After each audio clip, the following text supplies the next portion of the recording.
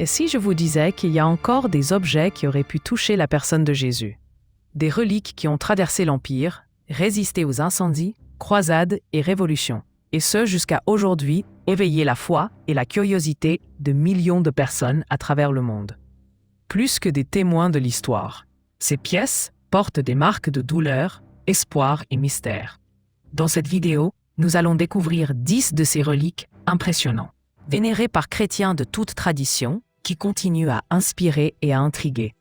Restez jusqu'à la fin, parce que l'un d'eux est tellement important que les chefs religieux protègent avec dévotion depuis plus de 1700 ans. Le suaire de Turin est l'une des reliques les plus importantes, histoire intrigante et étudiée. Conservé dans la cathédrale Saint-Jean-Baptiste, dans la ville italienne de Turin, ce tissu en lin, avec 4 mètres et plus en longueur, affiche l'image d'un homme crucifié, avec des marques qui coïncident avec les récits bibliques de Passion du Christ, blessures aux poignets et sur les pieds, des signes de flagellation, écorchures sur le front et une plaie sur le côté de la poitrine. Ce qui attire l'attention est que cette image n'a pas été faite avec de la peinture, ni avec aucune technique artistique connue. À ce jour, personne ne le sait avec certitude comment il s'est formé. En 1898, le photographe italien Secondo Pia a réalisé la première photographie du suaire. Au développer le négatif, il a remarqué une image étonnamment claire, le visage d'un homme avec expression sereine et yeux fermés. La clarté du négatif a causé un grand impact et beaucoup ont commencé à associer ce visage à celui de Jésus. Depuis lors, le linceul a fait l'objet d'études, débats scientifiques, historiques et une profonde admiration de la part des chrétiens partout dans le monde. En 1978, une équipe de projet international, les recherches sur le suaire de Turin, ont eu accès au tissu pendant 5 jours. En utilisant des équipements de pointe, les chercheurs ont analysé sa composition et caractéristiques. Bien qu'ils n'aient pas pu expliquer comment l'image a été formée, ils ont identifié le groupe sanguin humain AB, également présent dans le linceul d'Oviedo, et des grains de pollen de plantes indigènes de la région de Jérusalem. Ces résultats suggèrent une origine possible en Palestine, compatible avec le siècle précédent. L'histoire documentée du suaire commence au XIXe siècle à Lireil, France. Cependant, il y a des enregistrements antérieurs d'un tissu sacré appelé mandilion, mentionné à Édesse et Constantinople, que certains érudits croient qu'il s'agit du même objet ou d'un précurseur. Au fil des siècles, le suaire a survécu aux guerres, aux pillages et même les incendies, comme celui de 1997, lorsque les pompiers ont réussi à le sauver au milieu des flammes. Datation au carbone 14, tenue en 1988, a indiqué que le tissu serait de l'âge moyenne au XIe siècle. Cependant, ce résultat a été contesté par des experts tels que le chimiste Raymond Rogers, qui en 2005 a soutenu que l'échantillon analysé provenait d'un patch plus tard, pas à partir du tissu d'origine. Que la controverse maintient le débat sur l'authenticité perdure encore aujourd'hui. Un autre point, ce qui intrigue les chercheurs, ce sont les marques de sang dans les tissus, en plus de hémoglobine, traces de sérum. Ce qui indique que le corps était frais au moment où il a été emballé, quelque chose de compatible avec les coutumes funérailles juives de l'époque. La répartition des spots également correspond à la position d'un corps crucifié. Pour beaucoup, être devant du suaire de Turin est une expérience mobile. Même sans confirmation définitive sur son origine, il continue d'inspirer, d'émouvoir et soulever une question qui dépasse les générations. Et si c'est vrai, la vraie croix. Peu d'objets religieux suscitaient autant d'émotions que l'appel vraie croix, le bois supposé où Jésus a été crucifié. L'histoire commence au IVe siècle, lorsque Hélène, mère de l'empereur Constantin, a voyagé à Jérusalem, émue par les rapports locaux et profonde dévotion. D'après les archives anciennes, elle aurait trouvé 3 croix enterrées sur le mont Calvaire. Pour identifier lequel serait celui du Christ, une femme malade a été placée sur chacun d'eux et, en touchant l'une des croix, aurait été guérie immédiatement. Cet épisode, raconté par des auteurs tels que Ambroise de Milan et Ruffin d'Aquilée, a marqué le début de la tradition de conservation la croix comme symbole de la foi. La croix, l'original, n'est pas restée intacte avec les siècles qui passent. De petits fragments ont été distribués aux églises et basiliques dans différentes parties du monde. Rome, Paris, Jérusalem, Constantinople. Chacun contient des pièces qui, selon la tradition, appartiennent au bois de crucifixion. L'un des plus connus se trouve dans la basilique de la Sainte-Croix, à Jérusalem, à Rome, où se trouve le fragment gardé dans un environnement silencieux et contemplation. Un autre se trouve dans la cathédrale de Notre-Dame de Paris, qui a survécu à l'incendie de 2019, grâce à une action rapide des pompiers. Au Moyen Âge, la recherche de reliques de la croix intensifiée. Les chevaliers croisés, ils transportaient des fragments comme des trésors spirituels, et de nombreux rois les ont gardés comme symbole de protection et légitimité. La croix a commencé à être vue non seulement comme instrument d'exécution, mais comme signe de rédemption. Les documents de l'époque signalent que certaines pièces ont été utilisées dans les couronnes, les médaillons et même les épées cérémoniales. L'authenticité des fragments fait encore l'objet de débats aujourd'hui. Quelques chercheurs affirment que le nombre de pièces existantes serait impossible et proviennent d'un seul croisement. D'autres soutiennent que beaucoup de ces fragments sont minuscules et que le bois pourrait être divisé en milliers de parties. Pour des millions de chrétiens, cependant, cette discussion ne diminue pas la valeur symbolique de la relique. Ce qui compte, c'est ce qu'il représente, le moment où Jésus a donné sa vie. Des études scientifiques ont déjà été menées, quelques fragments, révélant que le bois est compatible avec les essences trouvées dans la région de Palestine au 1er siècle. Bien que cela ne prouve pas son authenticité, renforce la possibilité d'origine ancienne. Plus que cela, l'impact émotionnel d'être confronté à un morceau de croix est quelque chose que les mots difficiles à décrire. Beaucoup des visiteurs rapportent un sentiment de paix profond, comme s'ils étaient devant quelque chose qui transcende le temps. Voir, toucher ou simplement contempler un fragment de la croix. C'est comme s'approcher de l'un des moments les plus intenses de l'histoire. Ce n'est pas seulement du bois. C'est de la mémoire, c'est la foi, c'est la mémoire vivante d'un sacrifice qui a façonné le monde. La sacrée coupe de Valence. Parmi les objets qui suscitent l'admiration et la fascination, le Saint Calice de Valence occupe une place spéciale pour être associé à l'un des moments les plus symboliques de la vie de Jésus, la dernière scène. Selon la tradition, cette coupe aurait été utilisée par le Christ lors du partage du pain et le vin avec ses disciples. Le geste qui a marqué le début de la célébration chrétienne du repas. Bien que petit, le calice porte une signification spirituelle profonde. La trajectoire du calice est enveloppée dans mystère et tradition. On croit qu'il a été emmené de Jérusalem à Rome par Saint Pierre, puis passé par différentes mains au fil des siècles. Vers le 1er siècle, il aurait été transféré à Huesca, en Espagne, et enfin arrivé à la cathédrale de Valence au XVe siècle, où il se trouve encore aujourd'hui, protégé avec soin. Sa structure est composée d'une coupe en inox foncé, avec base et poignée dorée ajoutées plus tard, probablement pendant le Moyen Âge. L'étude archéologique et les historiens se sont consacrés à enquêter l'origine de la pièce. L'archéologue Antonio Beltrán a conclu que la coupe originale est compatible avec les objets du siècle, fabriqués au Moyen-Orient. Plus récemment, un comité scientifique international a été formé pour approfondir la recherche sur le calice, réunissant des experts de différents domaines pour étudier son authenticité et contexte historique. Bien qu'il n'y ait pas confirmation définitive qu'il a été utilisé par Jésus, les données renforcent la possibilité d'origine ancienne et la tradition qui l'entoure continue d'inspirer des millions de chrétiens. Le Saint Calice est utilisé dans les célébrations liturgiques et événements spéciaux, tels que des messes solennelles présidées par des chefs religieux. En 2006, lors de sa visite en Espagne, le pape Benoît X a célébré une messe avec le calice, soulignant son importance symbolique. Dans ces occasions, l'objet est retiré de sa vitrine et placé dans l'autel où il est contemplé par des milliers de gens. Le frisson de le voir de près est souvent décrit comme intense, non pas par l'apparence, mais par la mémoire qui évoque. Debout devant le Saint Calice se trouve comment être transporté vers cela un moment intime entre Jésus et son disciple quand il parlait d'abandon, pardon et amour.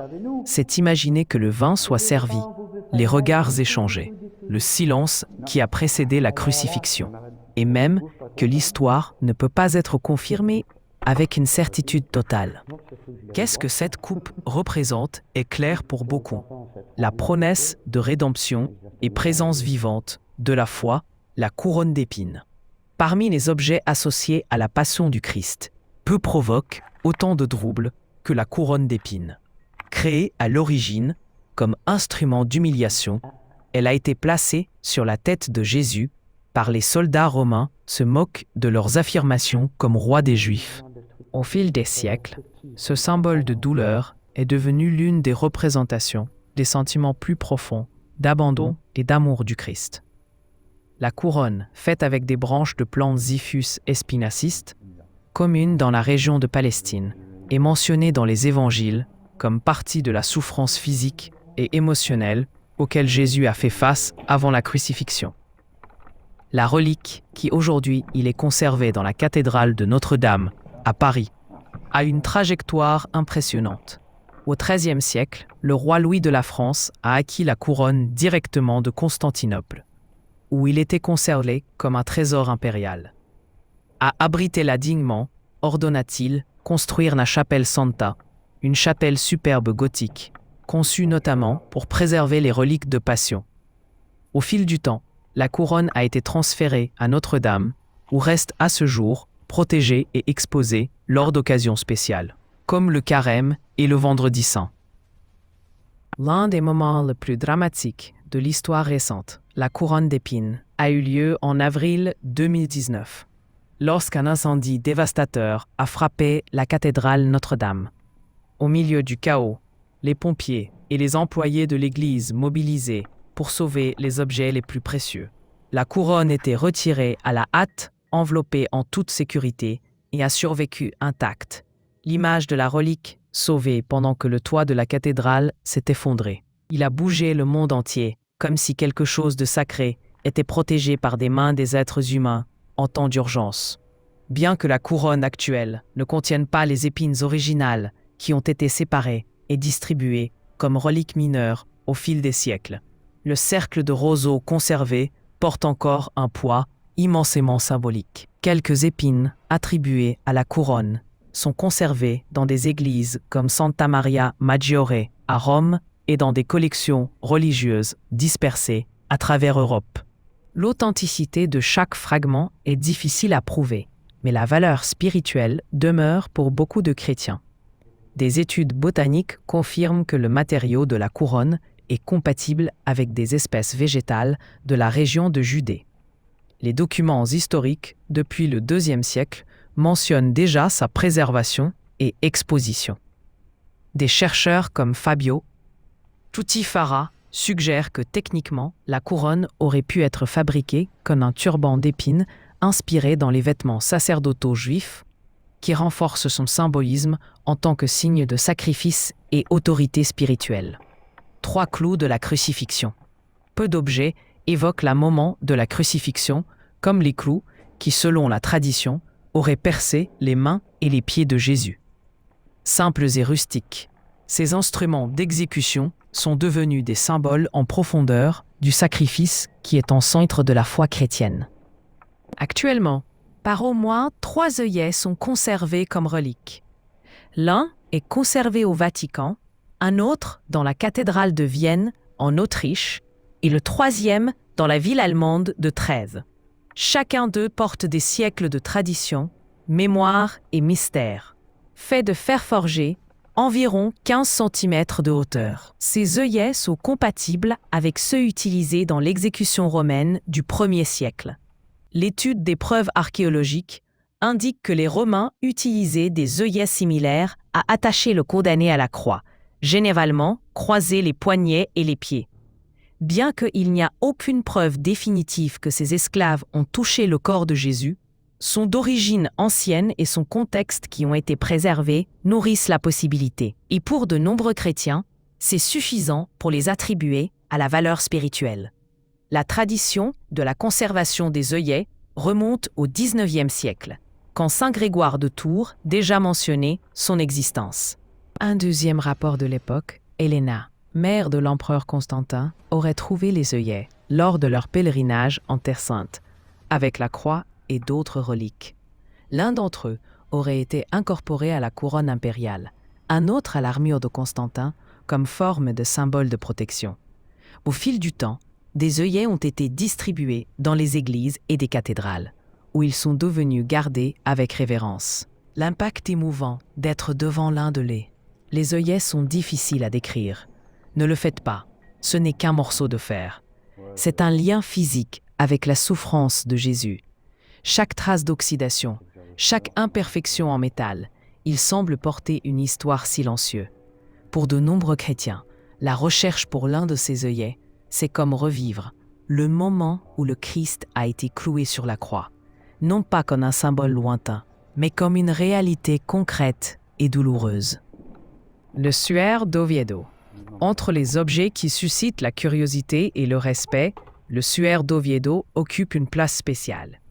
Conservé dans la cathédrale de San Salvador, dans la ville espagnole d'Oviedo, ce tissu en lin, mesurant environ 85 cm sur 52 cm, n'affiche pas une image visible comme le suaire de Turin, mais plutôt des taches de sang qui, selon la tradition, auraient été laissées par le visage de Jésus après sa mort. On pense qu'il s'agit d'utiliser pour couvrir le visage du corps avant l'enterrement, tel que décrit dans l'évangile de Jean, lorsque Pierre trouve les linges séparés dans le tombeau vide. La trajectoire du suaire est marquée par déplacement et préservation. Après l'invasion perse de la Palestine au 1er siècle, il aurait été emmené au Alexandrie, Égypte, et plus tard transféré dans la péninsule ibérique.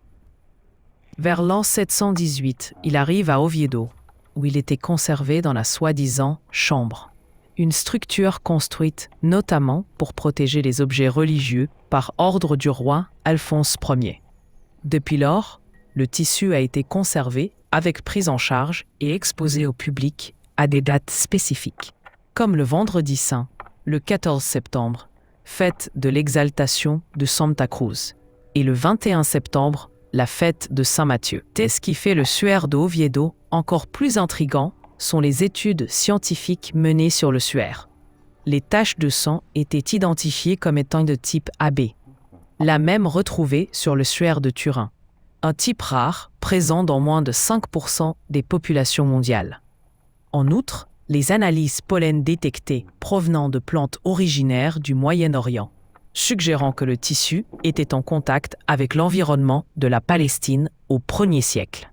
Les examens médico-légaux indiquent également que les modèles et les taches sont compatibles avec des blessures causées par des coups et crucifixions, y compris les blessures au visage et signes d'œdème pulmonaire, une condition fréquente chez les victimes décédées d'asphyxie, comme cela s'est produit sur la croix. Contrairement au suaire de Turin, qui présente une image corporelle, le suaire d'Oviedo est plus discret, mais pas moins impactant. Cela apporte des traces physiques de la souffrance et sa simplicité la rend encore plus émouvant. Pour beaucoup, lui faire face, c'est comme faire face à un fragment de la douleur à laquelle Jésus aurait dû faire face. Un chiffon qui a pu toucher votre visage dans les derniers instants. Plus d'un morceau de lin taché, il est vu comme un lien vers le récit de la Passion. Lors des expositions publiques, le suaire est présenté dans un coffret vert sous forte sécurité. Les visiteurs de différentes parties du monde se réunissent dans le silence, certains émotionnels, d'autres dans la contemplation profonde. L'expérience de le voir de près est décrite par beaucoup aussi transformateur, comme si l'histoire a cessé d'être juste une histoire lointaine et a pris forme avant les yeux. La tunique sans couture. Parmi les objets qui, selon la tradition, ils auraient été avec Jésus dans ses derniers instants. La tunique sans couture est l'une des reliques les plus singulières et symboliques. Mentionnée dans l'évangile de Jean, elle est décrite comme une seule pièce sans couture, tissée à partir de haut en bas. Un détail qui a attiré l'attention des soldats romains qui a préféré tirer au sort pour décider qui le garderait au lieu de le déchirer. Ce geste apparemment anodin est devenu un symbole profond d'unité que le Christ désirait parmi ses suiveurs. La tunique, qui est aujourd'hui conservée dans la basilique Saint-Denis de Argenteuil en France, a une histoire marquée par la foi, la résistance et le mystère. Selon la tradition, il aurait été apporté de la Terre Sainte, d'Hélène, mère de l'empereur Constantin. Au siècle, depuis le siècle, il est conservé soigneusement dans la basilique, ayant survécu aux invasions des Normands à la Révolution française, et a été caché par les fidèles. La pièce est faite de boue brun rougeâtre avec des tissages continus et présente des caractéristiques compatibles avec les tissus du Moyen-Orient du 1er siècle. En 2004, la tunique a subi une analyse scientifique menée par des experts en archéologie textile. Les tests ont confirmé que le tissu est vieux, avec des fibres et techniques de tissage compatibles avec l'époque de Jésus. Cependant, comme pour beaucoup reliques, il n'y a aucune preuve définitive de qui lui appartenait. Le fait que ce soit une pièce sans couture, quelque chose de rare et techniquement complexe pour la période, renforce sa valeur symbolique et spirituelle. La tunique est exposée au public à de rares occasions, comme dans les jubilés ou événements religieux spéciaux. À ces dates, des milliers de pèlerins se rassemblent à Argenteuil pour le regarder de près. L'émotion est palpable. Certains s'agenouillent, d'autres pleurent, beaucoup restent dans un silence absolu. Ce n'est pas seulement un vêtement. C'est une trace physique qui relie le présent au passé, à la foi, à l'histoire, à la lance de Longinus. Parmi les objets qui ont marqué les derniers moments de la vie de Jésus, la lance de Longinus occupe une place de choix. Selon l'évangile de Jean, c'est avec elle qu'un soldat romain a percé le côté du Christ sur la croix, s'assurer de sa mort. La blessure a fait jaillir du sang et de l'eau, un détail qui, pour de nombreux chrétiens, symbolise l'humanité et la divinité. La tradition identifie un soldat comme Longin, qui aurait converti en voyant le miracle et il devint plus tard un martyr de la foi. La relique qui est conservée aujourd'hui dans la basilique Saint-Pierre au Vatican a une trajectoire marquée par la foi, la politique et mystère. D'après les archives historiques, la pointe de la lance était vénérée à Jérusalem jusqu'au VIe siècle. Avec l'invasion perse en 615, la relique fut emmenée à Constantinople, où est restée pendant des siècles. En 1792, le sultan Bayezid II envoya la lance au pape Innocent comme geste diplomatique. Et depuis lors, elle est restée à Rome, conservée sous le dôme de la basilique. La lance n'est pas complète, juste la pointe est préservée. Pourtant, sa valeur symbolique est immense. Il est associé à un moment où le cœur de Jésus était percé, et par conséquent, ne représente pas seulement la douleur de la crucifixion, mais aussi la révélation de la miséricorde divine. Dans certaines traditions liturgiques, ce geste est connu comme le moment où le voile entre Dieu et l'humanité était déchiré. L'authenticité de la lance est débattue par érudits. Il existe d'autres versions de la relique dans Vienne, Autriche et Etmiadzin, Autriche. Arménie, chacun a sa propre histoire et défenseur. Dans le cas de la lance du Vatican, l'analyse suggère qu'il peut avoir été faite entre le VIe et VIIIe siècle, ce qui ne confirme pas son origine biblique. Pour beaucoup de chrétiens, pour être devant la lance de Longinus, c'est comme faire face au moment où la douleur transformée en rédemption. Ce n'est pas juste un artefact ancien, c'est un symbole du sacrifice qui, selon la foi, a changé le destin de l'humanité. Le voile de Véronique. Parmi les reliques qui impliquent la foi, la compassion et le mystère, le voile de Véronique occupe une place particulière. Selon la tradition chrétienne, pendant le chemin de Jésus vers le calvaire, une femme nommée Véronica s'est approchée pour essuyer le visage du Messie ensanglanté. En faisant cela, l'image de son visage serait restée miraculeusement imprimée sur le tissu. Le nom Véronique peut avoir son origine dans l'expression latine vera icone, qui signifie image vraie, une référence directe à la prétendue empreinte du visage du Christ sur le tissu. Au fil des siècles, cette relique a été associée à l'idée que la souffrance de Jésus n'a pas seulement été vue, mais également touchée et accueillie par les mains humaines. Aujourd'hui, une version du voile de Véronique est conservée dans le sanctuaire de Sante Face à Manopello, Italie. Connu sous le nom de volto santo, ce tissu présente une image délicate et une image translucide du visage d'un homme, avec les yeux ouverts et l'expression sereine.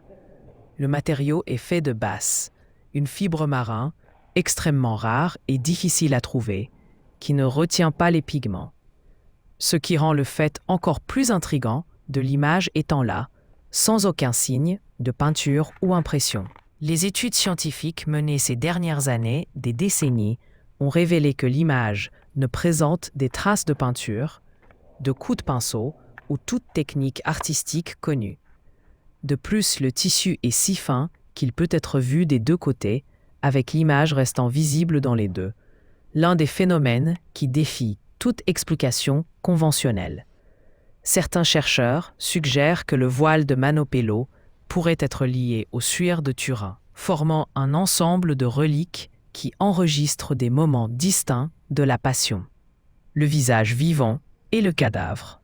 La relique était pratiquement oubliée pendant des siècles jusqu'à ce qu'il soit redécouvert au XXe siècle par des érudits et religieux.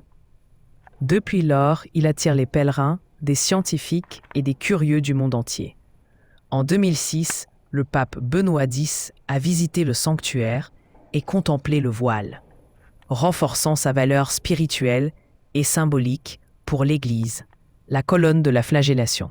Parmi les objets qui évoquent les moments les plus mémorables jours douloureux de la Passion du Christ, la colonne de la flagellation occupe une place silencieuse mais profondément symbolique.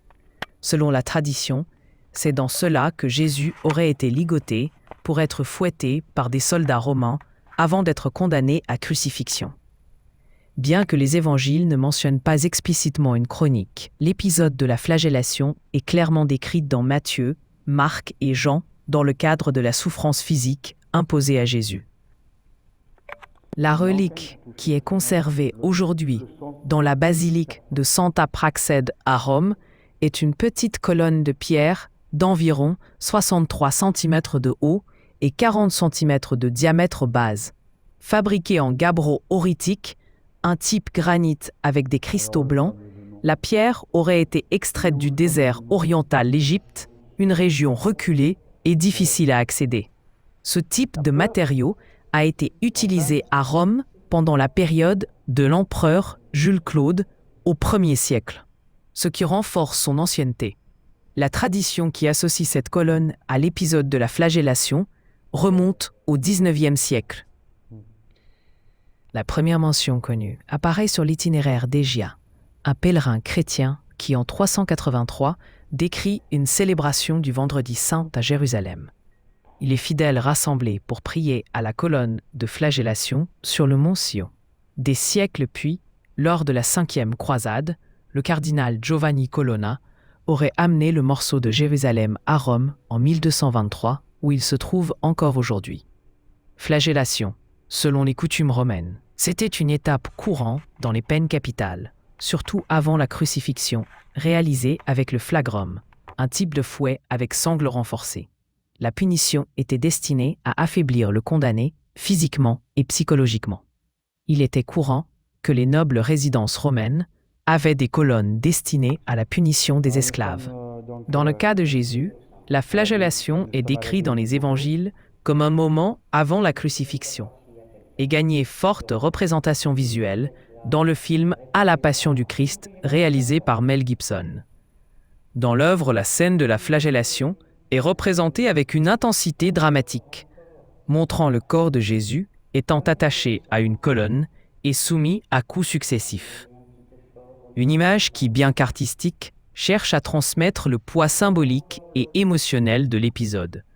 Observer la colonne de la flagellation, c'est comme faire face à la pointe de départ de la souffrance physique du Christ. Il n'y a pas d'image, pas de sang, pas d'inscription, uniquement une pierre. Mais pour beaucoup, cette pierre porte une signification profonde.